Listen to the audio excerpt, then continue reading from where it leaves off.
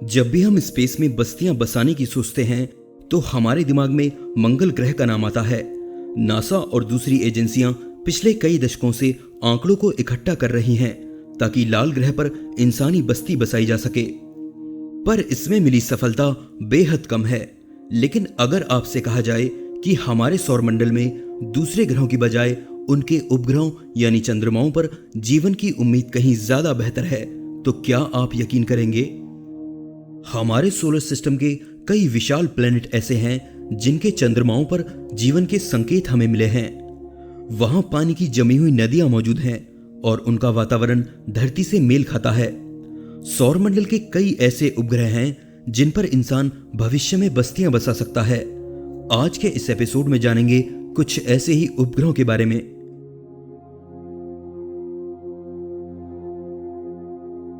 Europa.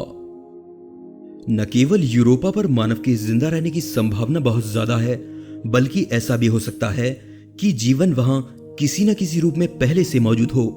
Jupiter के कई उपग्रहों में से एक यूरोपा की सतह मोटी बर्फ से ढकी हुई है। यूरोपा मुख्य रूप से पथरीले पदार्थ का बना हुआ है और इसका केंद्र यानी कोर लोहे का है। इसकी सतह पानी की बर्फ की बनी हुई है और पूरे सौरमंडल की सबसे समतल सतहों में गिनी जाती है, जिसके नीचे एक विशाल समुद्र होने की उम्मीद है। अगर वास्तव में ऐसा कोई समुद्र वहां है तो संभव है कि उसमें जीवन पनप रहा होगा। इन्हीं संभावनाओं को देखते हुए यूरोपा पर 2025 तक यान भेजने की बहुत सी योजनाओं पर अभी काम चल रहा है। इसके अलावा एक ऐसी योजना भी है कि एक यान को यूरोपा पर उतारा जाए।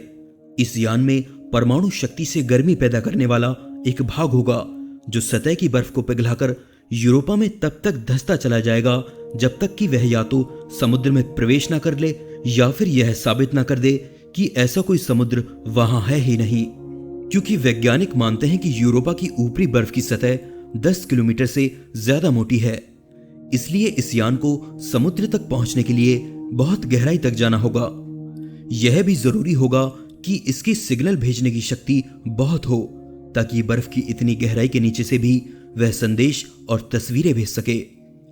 इस यान में ऐसी काबिलियत होगी कि वह खुद ही समुद्र में घूमता रहे और अपनी दिशा चुन सके, क्योंकि पृथ्वी से उस तक निर्देश पहुंचने में कुछ मिनट का वक्त लगेगा। एक बार नासा यूरोपा पर अपना यान भेज दे तब इसकी आगे की शोध शुरू होगी।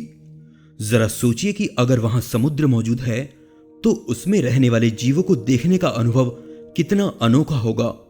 और अगर वहां जीवन के कुछ और संकेत हमें मिल पाए तो शायद आने वाले कुछ सालों में हम यूरोपा पर अपना एक बेस बना सकें। हालांकि वहां पहुंचने पर मानव का जिंदा रहना इतना आसान नहीं होगा। यूरोपा पर रेडिएशन की मात्रा बहुत ज्यादा है, साथ ही वहां का वातावरण धरती के मुकाबले काफी पतला है। वहां जिंदा रहने के लिए मानव को एडवांस स्पेस सूट की जरूरत पड़ेगी। पर इस बात में कोई शक नहीं है कि मानव एक न एक दिन वहां जरूर पहुंचेगा। टाइटन।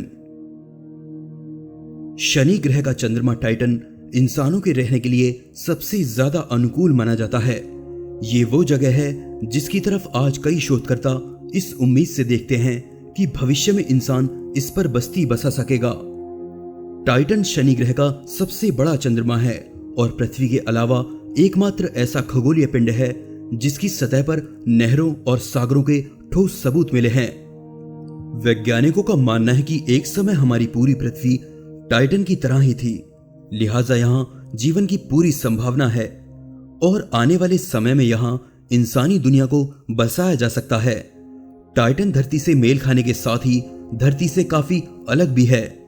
यहां का एक दिन धरती के 16 दिनों के बराबर है और यहां की हर दिशा डीप फ्रीज है, इतनी कि अगर स्पेस सूट से बाहर निकल जाएं तो हम तुरंत ही जम जाएंगे। यहां का तापमान -180 डिग्री सेल्सियस तक चला जाता है।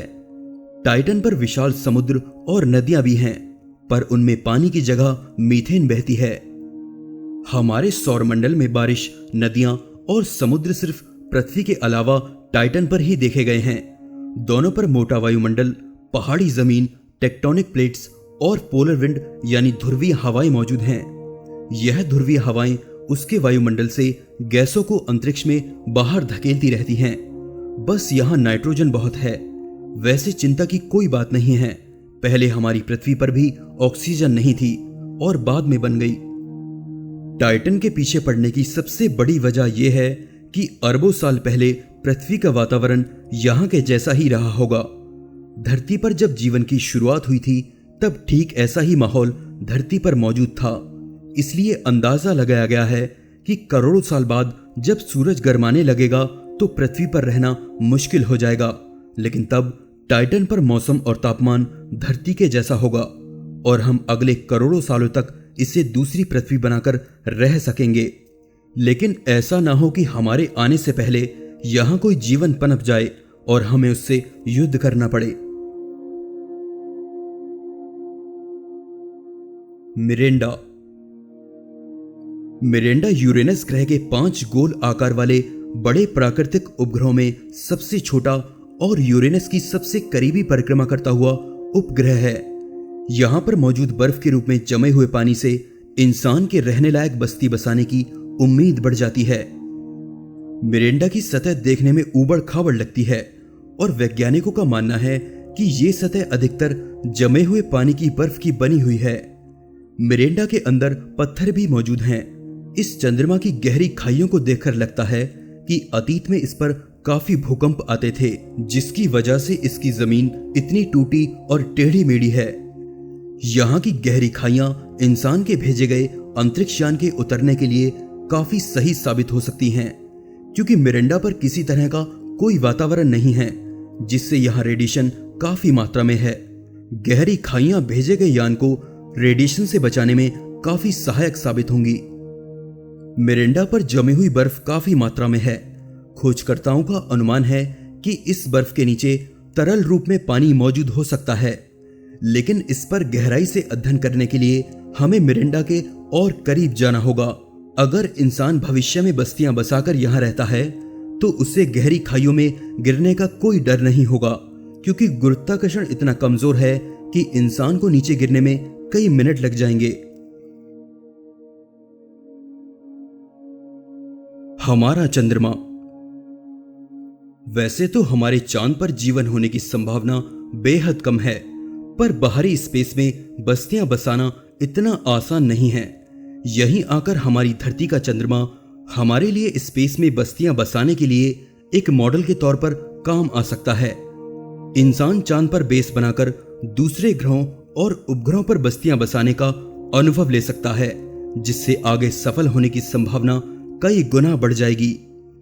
नासा के वैज्ञानिक भी मानते हैं कि किसी दूसरे प्लेनेट पर बसने से पहले हमें अपने चंद्रमा पर एक स्थायी बेस बनाने की जरूरत है, जिसके ब्लूप्रिंट की सहायता से हम मंगल और दूसरे ग्रहों पर इंसानों को भेज सकते हैं। नासा कहता है कि उसे चांद पर एक स्थायी बेस बनाने में अभी 1 दशक और लगेगा। दोस्तों, आज के इस एपिसोड में बस इतना ही। वीडियो अच्छा लगा तो जरूर से लाइक कीजिए। चैनल के बेल आइकन पर क्लिक करके आप आने वाले सभी वीडियोस की नोटिफिकेशन ले सकते हैं। अगर आप चैनल पर पहली बार आए हैं तो सब्सक्राइब जरूर कीजिए, ताकि आने वाले वीडियोस आप लोग मिस ना करें। मैं हूं आपका दोस्त विशाल। फिर से मिलेंगे एक नए एपिसोड में। तब तक के लिए नमस्कार।